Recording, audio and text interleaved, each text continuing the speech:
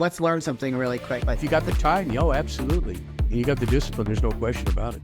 I love that. Yeah, that's a great practice to put into your everyday life, you guys. You generally regret the things you don't do, not the things you did do. Let me say it that way. Mic drop. This was just awesome. I love meeting my guests in person, and it's a whole nother animal, and the energy is just electric. You guys, this is your host, Deanna Radulescu with Label Free Podcast. Live your best life. You must live label free. What is good, everyone? This is your host, Deanna Radulescu with Label Free. To live your best life, live label free. Welcome back to our TV series, you guys, with our resident relationship wizard, Fred Talisman. He is back with another good episode to educate, help save relationships, help boost up your relationship, mend it, repair it, whatever that looks like for you. He is an incredible resource with many, many, many years of experience and success stories. In this week's episode, we're talking about non-useful beliefs that can put your relationship in jeopardy. Fred, before we jump into all that, just remind the audience a little bit about your background and your history in doing what you do and why you are so passionate about doing what you do. I've been a licensed marriage family therapist and helping couples to save their relationships and individuals for over 50 years. And I'm passionate about showing people how to make it work, because with the right help, you can make it work and you can keep your families together. And what is your typical success rate? What has it been for the last 50 years? Just out of curiosity. Well, it tends to be black and white. The people that follow what I teach them consistently get great results. Yeah. The people that don't.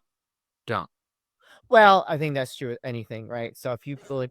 Not necessarily, because it's just taken me like a lot of years to learn what works. It certainly wasn't taught that in graduate school. Yeah. And I love that you've shared that on some previous episodes. You guys, before we get too far into this episode, I just want to remind you, if you're looking for some help and want a call with Fred, he offers a free call to you. BookwithfredT.com. Go plug that in, book a call with him, and just go see where it takes you. If you are struggling in your relationship, not know where to go with your relationship, and need some extra support, go book a call with him. Even if he is not the person for you, he is here to help. He wants to help. He wants to give you any advice you can to empower you in your relationship. 50 years, that's a lot of experience you've had. Yes. A lot. And very valuable, I would say. When you've got that much time invested into something, there's a lot of value that comes with it. It's almost priceless, would you say? I think it is, yes. Yeah. And after kind of figuring out your own path as a therapist, kind of deterring off the unbeaten path, figuring out a way that works better for you to really save relationships probably wasn't easy at first. Well, I didn't know what I was doing, because the thing. Well, no, but the things I had a lot of training. I went through 2 full apprenticeships. I went through graduate school. I got licensed, but the things I was taught don't work. Yeah. To save relationships, I had to figure it out on my own. Yeah. Well, because you had your own experience and realized that what was happening was not working for you. Correct. That's right. Yeah. And now you have a thriving relationship with Jennifer, which, you guys, if you're not following Fred on social media, you've got to go see these two. They are the cutest couple ever. And you are going to see that he is fully supported in what he does, helping people. And you got to go check it out. So let's get into bust the myths, non-useful beliefs that can put your relationship in jeopardy. I love this because there are a lot of myths out there, right? We have these ideas in our head that are false narratives and probably just the wrong beliefs because of social media, TV, what someone might tell us, manipulate us, whatever. So first one, old belief. It takes 2 people to save a relationship. I know you've talked about this a lot before, but you're very passionate about this particular one. And it's the first one. So tell us why this is a myth. Okay, the reason that's a myth is that it's great if both people are willing to get help for the relationship, but that's often not the case. Yeah. The majority of relationships I've saved have only worked with one person because their partner wouldn't be part of the process. And there are people that won't get help unless their partner will be part of it. Yeah. And those are often the relationships that die because nobody's getting help for the relationship. And I have to be honest, like when you say that, I'm just like, how is that possible? Because in my experience, like two people, it takes two in a relationship, right? It takes two to tango. If both people don't want to make it work, like I just don't, let's just say like I checked out and I don't want, and I'm not interested in being in my relationship anymore, which is not the case. So anyway, listening, that's not the case at all. But for hypothetical purposes, if I checked out, I, I don't know if it's possible for my partner to save the relationship. Well, there's a difference between people getting help and not getting help and not wanting it to work. Okay. My experience, most people that aren't willing to get help still really want the relationship to work. Okay, that makes sense. Yeah. Okay. And then if I'm working only with their partner and the partner's bringing the skills back to the relationship, the partner that wouldn't get help is often really receptive.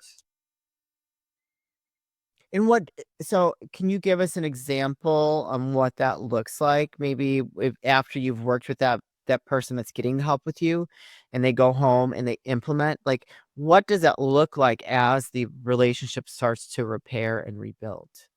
Well, I'll give you an example. And it all speaks to another myth. Okay. So one of the myths that people have is that when you're upset, you should just like talk it out so you can feel better. Yeah. That almost never works because when you're communicating to somebody, when you're in negative emotion, they're going to react to your emotion, not to your content. Well, yeah. So if I'm working with somebody, their partner's not getting help with them, they've been fighting daily, and I teach them how to stop the fighting and arguing. All of a sudden, there's no more fighting and arguing, and it feels better to both of them. Yeah. And then, they go from, well, I'm never going to get help and it doesn't work to, oh, what did you learn today? In that situation, was one of them checked out or they just did not want to go to therapy? Well, I mean, checked out can mean a lot of things. So it can mean that they've given up, that they feel hopeless, that they withdraw, or that they just don't know what to do. Well, good for that person that comes in and wants to make the relationship a priority, right? Because I think in today's world that we kind of lose sight of what's a priority and, putting love for each other first tends to get pushed to the back burner because I think you said this in our last episode about like the checking off that to-do list in a relationship and not really making time to connect on an intimate level. So, And by the way, it's often not the woman. no? It's often the man that's contacting me, not the woman. Interesting. Especially if there's been infidelity. So we talked about it takes two people to save a relationship. Reason for failure. New way, new belief is that it doesn't take two, and then reframe old way, old belief. Never go to bed angry. Oh, another part of that belief is to talk things out when you're upset. And now that gets into on what I would think honesty is the best policy. Okay.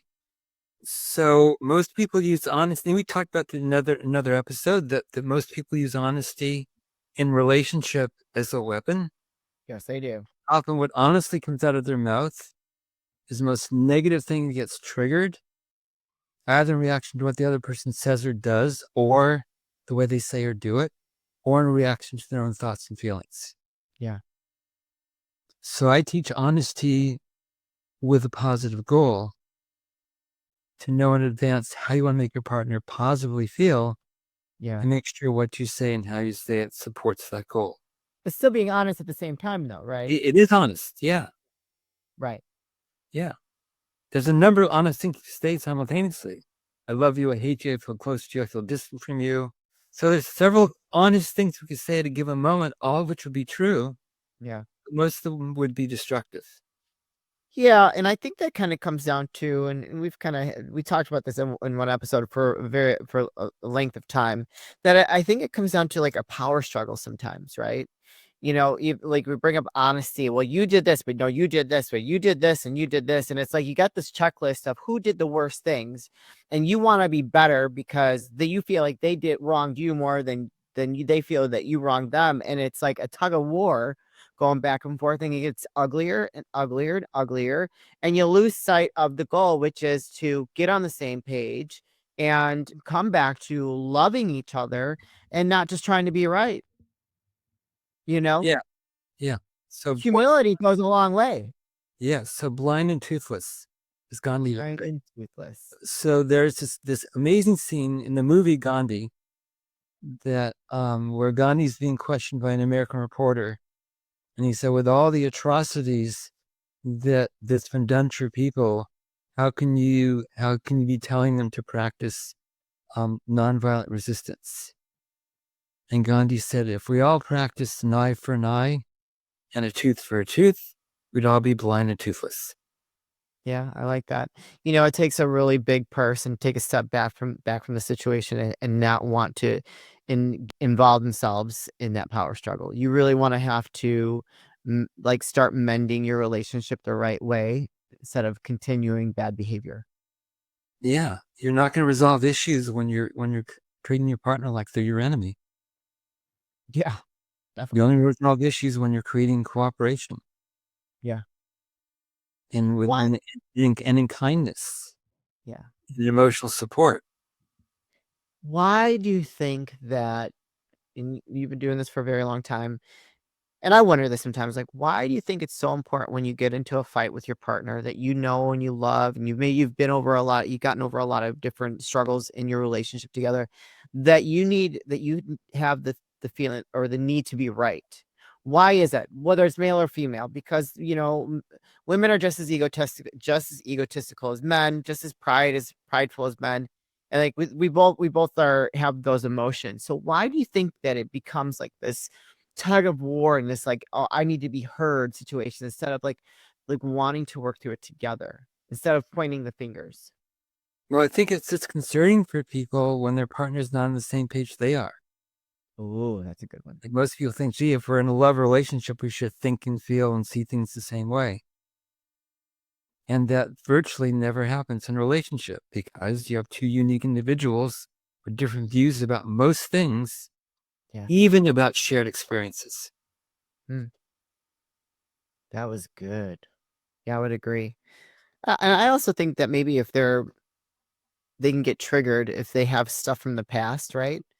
And I know for me, like I'll talk for me, that if I get triggered and I'm not feeling heard and I'm not feeling like valued, it can get I want to be right.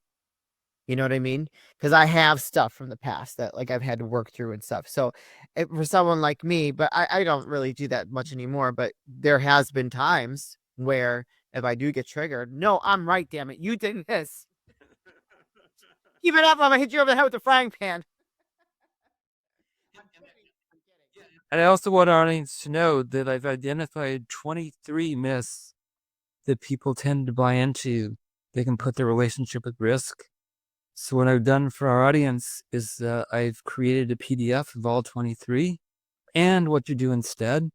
And you can get free access to that by going to saveyourrelationship.com/myths, MYTHS. And that will get you free access to that PDF. Be really helpful for you. For sure, if they're interested in learning if they're involved in some of these myths, right? And they're believing a myth when they can really be doing the opposite of that. Um, Well, we've all been taught these myths. oh, for sure. For sure. Yes. Yeah, we are programmed. We are programmed by our upbringing, the things around us, just the TV. I mean, we are programmed to believe certain things that are not necessarily true. And it's up to us to have critical thinking to make the necessary changes in our life to make a relationship work or repair it, rebuild it, whatever that looks like. Right. Let's talk about, so we talked honesty is the best policy, what that looks like, and why you shouldn't be complete. If you're going to be honest, do it in a positive way. Do you want to give us an example of like maybe you forgot to get the milk at the store, so you just don't care anything about me? Well, this example I've given before, it's one that comes to mind, is the tomatoes. Tomato story. Yeah, I like the tomato story. Please tell us again. So my commitment, communicating on purpose and knowing your positive goal when you talk to your partner. Mine for my wife is every time I speak to her, I might want to make sure that she feels loved and respected and emotionally supported. Okay. That's my commitment to me, not to her, to me. Mm-hmm. So I make sure that that's what comes out of my mouth, not the way I was trained to think. So we have different diets, and she does a food shop for us. She said, I'm going to do the food shop. What do you want me to get for you? And she writes it down. And then one time I went to get my tomatoes because she just come back from food shop and she'd forgotten them. And I got triggered. So I'm like in a bad mood. I'm feeling hot about this stupid thing. So I practice what I teach and I took a break. I really practice not communicating negative emotion. It's too hard to communicate and use my skills when I'm in negative emotion. And then when I calm down, using the skills I teach people, because I do them myself, then I thought, what's the kindest way to communicate that? Because I like to address issues. And so even this is like a really tiny issue. And so what I came up with is I said, sweetie, I couldn't find where you put the tomatoes in the refrigerator. It was a nice way I could think to let her know she'd forgotten them. And her response was, because she's a sweetheart, she said, oh my goodness, I know you told me to get them. I somehow forgot. I'll run out right now and get them for you. He said, you don't need to do that. I've got 3 more days left. So anytime in the next 3 days is good for you, that would be great. So that was an actual communication. Yeah. Radically different than the blunt, sarcastic, harsh, confrontive thinking that I was raised with and still have. It just no longer out of my mouth. We have not learned to exercise that skill here in my house, just FYI. If I forget something, I'm like, oh, you don't care about me, you forgot about me, your memory's terrible. And I'm like, really? I said, okay, I'm gonna remember that next time you forget about something, because you forget about stuff all the time.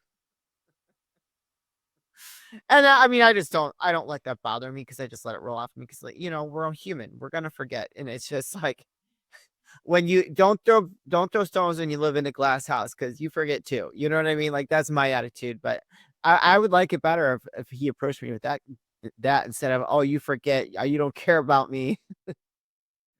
Well, and it's another myth that Right. that we're gonna remember things. Yeah. We all have like too much going on to remember everything. Oh my God. Yeah. And how our memory is. Yeah. Yeah. I mean, and there's, then when there's different things that are happening in the day, there are different priorities pop up in your head, and you just forget, not on purpose, and it just happens. But you talk about choice points. Yeah, I want to say a little more about that. Oh, okay. Okay. Go ahead.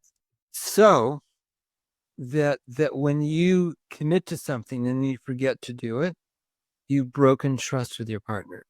Mm. And there's a really simple fix: your phone. That it's really good to get in the habit when you commit to anybody about anything. You put enough reminders in your phone, you can track that agreement. You don't need to remember it, you need to track it. Yeah. And almost all of us have our phones with us all the time.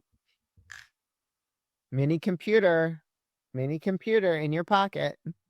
So that one simple practice will make all the difference and break that pattern of breaking trust in your relationship. So what do you do? Put it in your calendar, or put it in your notes? Well, my favorite is the alarm reminders. It's not one I personally use. Okay. So I'll think through when I'm going to do it, and then I put in a reminder. Reminders only work if you read them before you turn off the reminder. If you just turn off because they get it irritating, turn off that looking at it, you destroyed the benefit of putting in the reminder.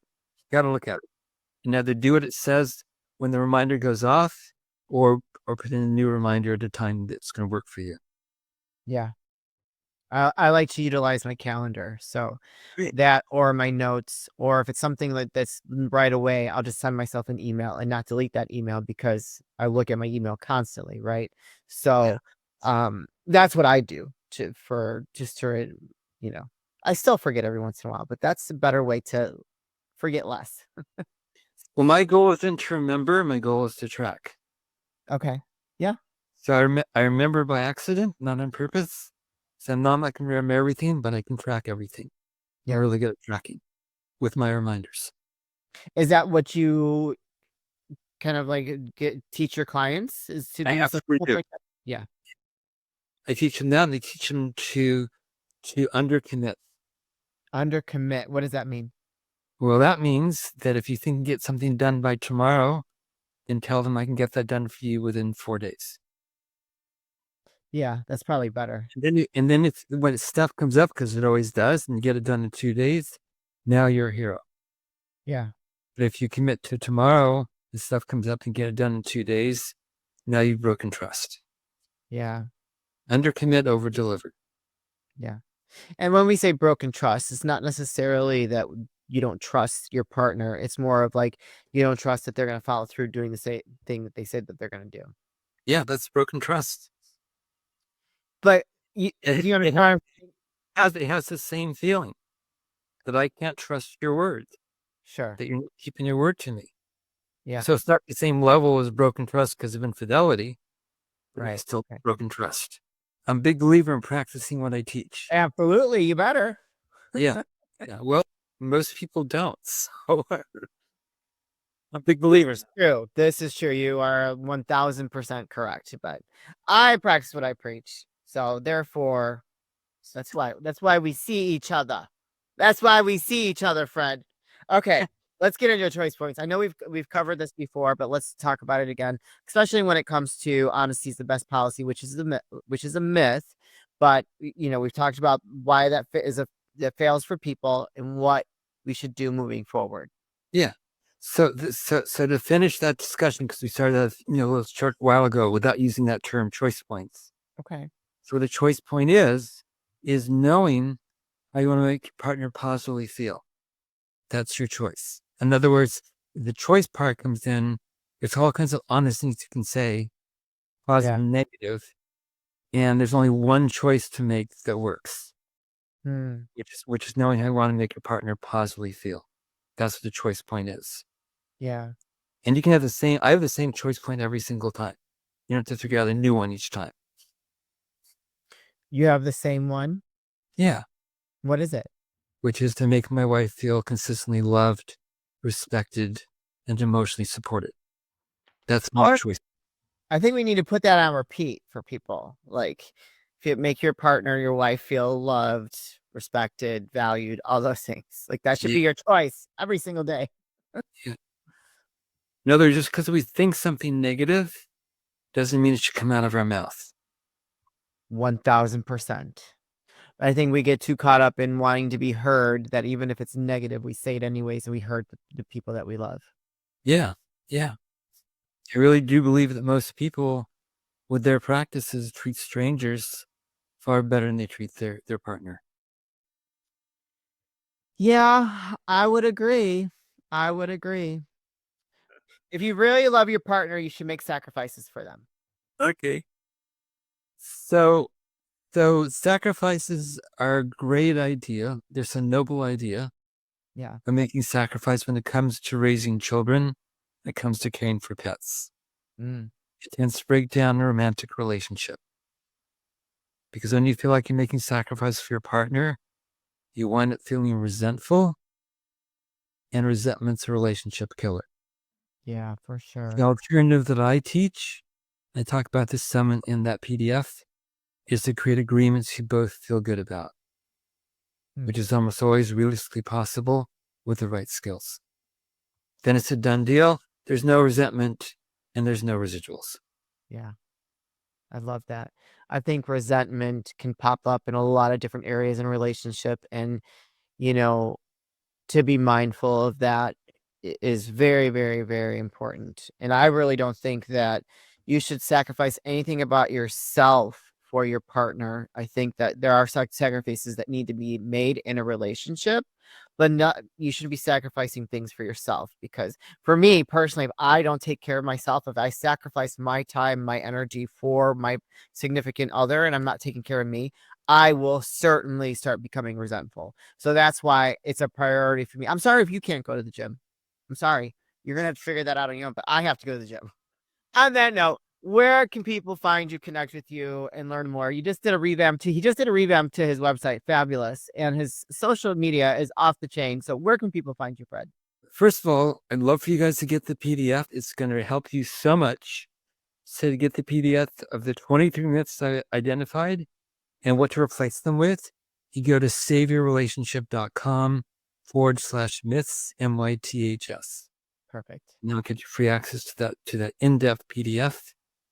If you'd like to get my direct help and explore that, you can get a free discovery call with me by going to bookwithfredT.com. Awesome.